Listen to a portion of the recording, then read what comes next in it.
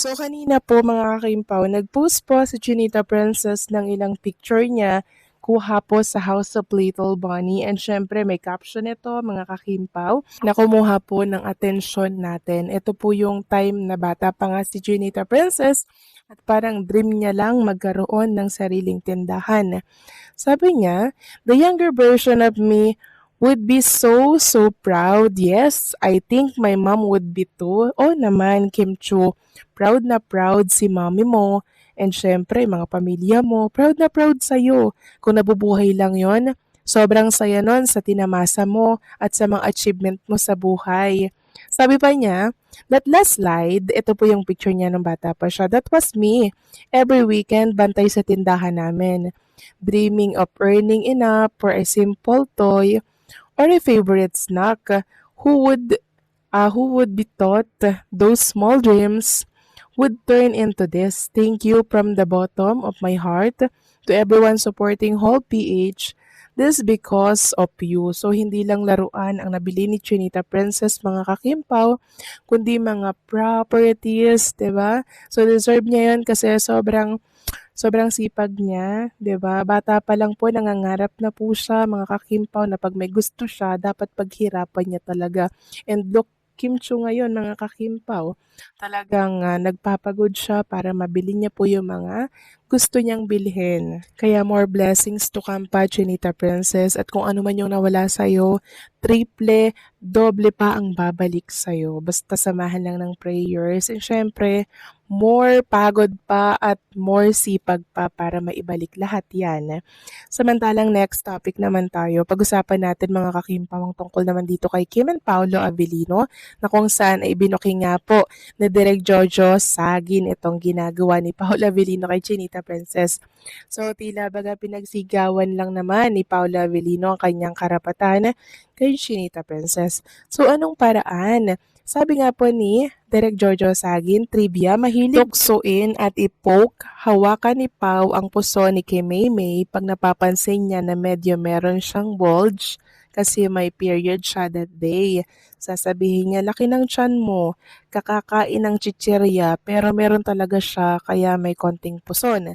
Ismail na pa-ismid na lang kay Maymay. Ngayon, asan po yung karapatan dito, Misters? Yung paghawak pa lang po sa puson, mga kakimpaw, ng isang babae, karapatan na po yun, mga kakimpaw na may tatawag, di ba?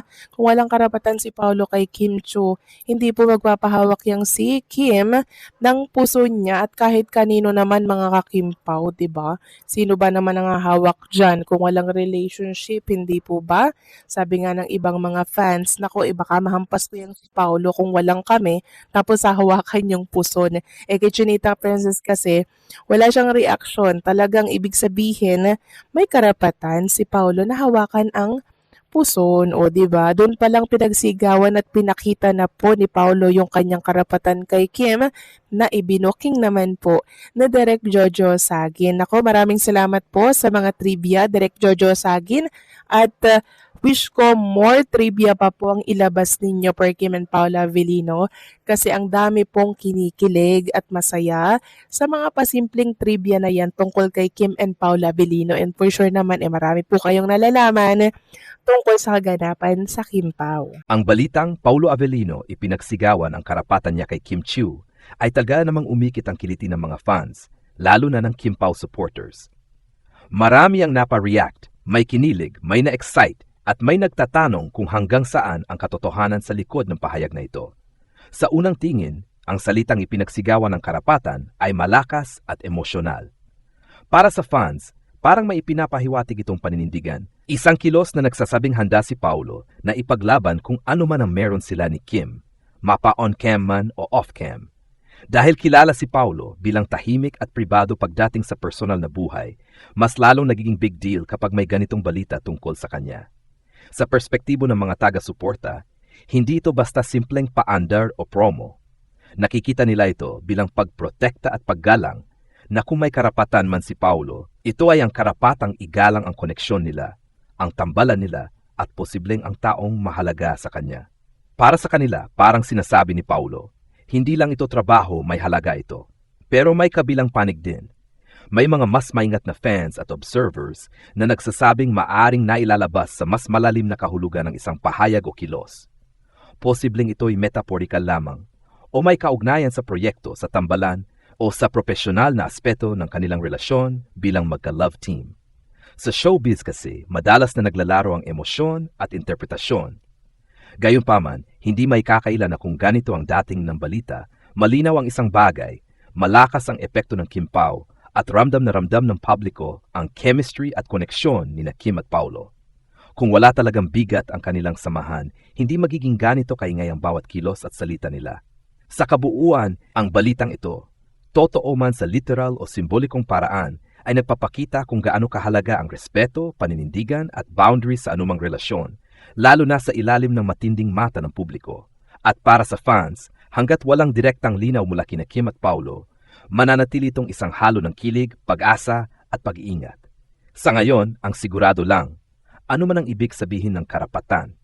Malinaw na may pinanghawakan si Paulo at yon ang lalong nagpapainit sa puso at imanasyon ng mga Kim Pao fans. Para sa akin, ang balitang Paulo Avellino ipinagsigawan ang karapatan niya kay Kim Chiu ay dapat tingnan na may balanse at pag-iingat, pero hindi rin may kakaila na malakas ang dating at emosyon nito.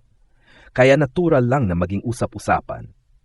Una, kung pagbabatayan ng personalidad ni Paulo Avellino, hindi siya yung tipo ng artista na basta-basta gumagawa ng ingay o grandeng pahayag para lang sa pansin. Kaya kung may ganitong balita, naiintindihan kung bakit iniisip ng mga fans na may pinanggagalingan nitong tunay na damdamin o paninindigan, hindi lang simpleng showbiz gimmick. Ikalawa, sa mata ng publiko, lalo ng Kim Pao fans, ang salitang karapatan ay agad inuugnay sa pagprotekta, paggalang, at pagpili. Para sa kanila, parang sinasabi ni Paulo na may halaga si Kim sa kanya bilang kapartner sa trabaho man o bilang taong mahalaga sa buhay niya. Ito ang dahilan kung bakit maraming kinilig at na-touch sa balita. Pero mahalaga ring tandaan na sa showbiz, madalas napapalakas ang mga salita kapag naibabalita na. Posibleng ang konteksto nito ay may kinalaman sa profesional na aspeto, pagdepensa sa tambalan nila, sa proyekto o sa respeto sa kanilang trabaho. Hindi agad dapat tumalon sa konklusyon na ito ay kumpirmasyon ng isang romantic na relasyon. Sa kabuuan, masasabi kong ang balitang ito ay sumasalamin sa lalim ng koneksyon ni Kim at Paulo. Totoo man yon sa personal o sa profesional na antas. Ipinapakita rin ito kung gaano kalakas ang impluensya ng kanilang tambalan sa publiko. Hanggat walang malinaw na pahayag mula sa kanila, mas mainam na tanggapin ito bilang isang indikasyon ng respeto at paninindigan, hindi agad bilang deklarasyon ng relasyon. Sa huli, ang mahalaga, may dignidad, may respeto, at may malasakit. At yun ang masarap ipagdiwang, mapa-fan ka mo o simpleng tagamasid lang. Ang balitang ito ay isa sa mga uri ng showbiz news na agad pumupukaw ng emosyon, hindi lang dahil sa mga pangalan na sangkot, kundi dahil sa bigat ng salitang ginamit. Ang ipinagsigawan ng karapatan ay hindi basta ordinaryong pahayag. May tapang, may paninindigan, at may mensaheng gustong iparating, kaya hindi nakapagtatakang naging mitsa ito ng samut-saring reaksyon mula sa publiko at lalo na sa Kim Pao fans. Kung babalikan ang imahe ni Paulo Avellino, kilala siya bilang isang aktor na pribado, tahimik, at hindi palabas pagdating sa personal na usapin. Hindi siya madalas magsalita tungkol sa damdamin niya sa media. Kaya kapag may balitang tila nagpapakita siya ng pag-ako o paninindigan, mas nagiging kapanipaniwala at makahulugan ito sa mga fans. Para sa marami, ang kilos o pahayag na ito, totoo man sa literal o sa diwa, ay indikasyon na may pinahahalagahan siyang ipinaglalaban. Sa panig naman ni Kim Chiu, kilala siya bilang mas bukas, mas expressive, at palaging positibo sa harap ng publiko. Dahil dito, mas lalong nabubuo sa isip ng mga tao ang ideya na nagkakaroon ng balanse sa pagitan nila. Ang isa tahimik pero matatag, ang isa naman maliwanag at puno ng emosyon. Kaya para sa fans, ang karapatan na sinasabi ay hindi pagmamay-ari, kundi karapatang ipagtanggol ang respeto, ang koneksyon, at ang pinagsamahan nila, mapaproyekto man o personal. Gayunpaman, mahalagang maging maingat sa interpretasyon. Sa mundo ng showbiz, maraming pahayag ang maaring na-overhype o na-misinterpret. Posibleng ang tinutukoy na karapatan ay may kaugnayan sa kanilang trabaho bilang magka-partner sa serye, sa tambalan na binuo nila, o sa mga isyong umiikot sa opinyon ng publiko. Hindi lahat ng matinding salita ay automatikong nangangahulugan ng romantikong deklarasyon. Pero hindi rin may kakaila na kung walang tunay na lalimang samahan, hindi magiging ganito kalakas ang reaksyon ng mga tao. Ibig sabihin, may nakita at naramdaman ng publiko sa kanilang mga mata, sa paraan ng pakikitungo nila sa isa't isa, at sa chemistry na hindi pilit. At dito pumapasok ang dahilan kung bakit ang balitang ito ay patuloy na pinag-uusapan dahil may emosyon na tumatama sa fans, hindi lang chismis. Sa mas malawak na pananaw, ang balitang ito ay paalala rin na ang pagiging totoo, paninindigan at respeto ay mga bagay na hinahanap ng tao, lalo na sa mga iniidolo nila. Kaya kahit hindi pa malinaw ang tunay na estado ni Kim at Paulo, ang ideya na may isang taong handang manindigan at magsabi na may halaga ito ay sapat na para magbigay ng inspirasyon at kilig sa marami. Sa huli ang reaksyon ko, ang balitang ito ay hindi dapat basta husgahan, kundi unawain sa konteksto ng kanilang personalidad at sitwasyon. Hindi man ito kumpirmasyon ng relasyon, malinaw na ipinapakita nito ang lalim ng respeto at koneksyon na siyang tunay na pundasyon ng anumang tambalan, on-screen man o off-screen. At para sa mga fans, natural lang na umasa at kiligin, pero mas maganda pa ring samahan iyon ng paggalang sa katahimikan at personal na espasyo ni Kim at Paulo. May maari pang idagdag sa balitang, Paulo Avellino ipinagsigawan ng karapatan niya kay Kim Chiu, lalo na kung titignan ito sa mas malawak at mas malalim na konteksto, hindi lang bilang chismis, kundi bilang refleksyon ng kultura ng fandom at showbiz ngayon. Una, mahalagang idagdag ganitong klaseng balita ay nagpapakita ng pagbabago sa pananaw ng publiko pagdating sa mga tambalan. Noon, sapat na ang kilig at love team branding. Ngayon, mas hinahanap ng fans ang authenticity, yung pakiramdam na totoo ang koneksyon, may respeto, at hindi lang scripted. Kaya nang lumabas ang salitang karapatan, agad itong iniugnay sa emotional maturity at accountability, hindi lang romance. Ikalawa, dapat ding banggitin ang responsibilidad ng media at fans sa ganitong uri ng balita. Isang pahayag o kilos lang, maaari nang mabigyan ng mas mabigat na kahulugan. Kung minsan, ang ipinagsigawan ay maaring simboliko lamang, isang paninindigan laban sa intriga, maling interpretasyon o pambabatikos.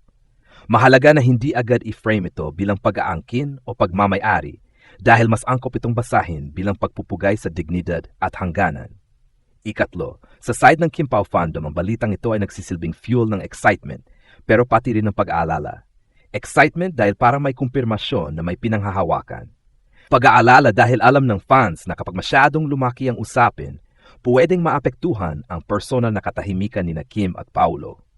Kaya marami ring fans ngayon ang mas pinipiling maging supportive pero hindi intrusive. Ikaapat, kung titingnan ng teaming, lumalabas ang ganitong balita sa panahong mataas pa rin ang interes sa kanila matapos ang serye at mga public appearances. Ibig sabihin, anuman ang totoo, malinaw na hindi pa tapos ang impact ng tambalan nila. At minsan, ang ganitong klaseng pahayag ay paraan para ipaalala na may kwentong hindi pa kailangang ipaliwanag, pero nararapat igalang. Panghuli, ang pinakamahalagang idagdag, ang tunay na karapatan sa kahit anong relasyon, personal man o profesional, ay karapatang pumili kung kailan magsasalita at kung kailan mananahimik. Kung may pinaninindigan man si Paulo at kung may tinatanggap man si Kim, ang mahalaga ay nanggagaling ito sa mutual respect, hindi sa pressure ng publiko. Sa kabuuan, ang balitang ito ay hilang tungkol kina Paulo at Kim. Ito ay tungkol sa hangganan, respeto, at kung paano natin bilang audience binibigyan ng kahulugan ang bawat kilos ng mga inidolo natin. At doon nagiging mas makabuluhan ang usapin, lampas sa kilig at chismis.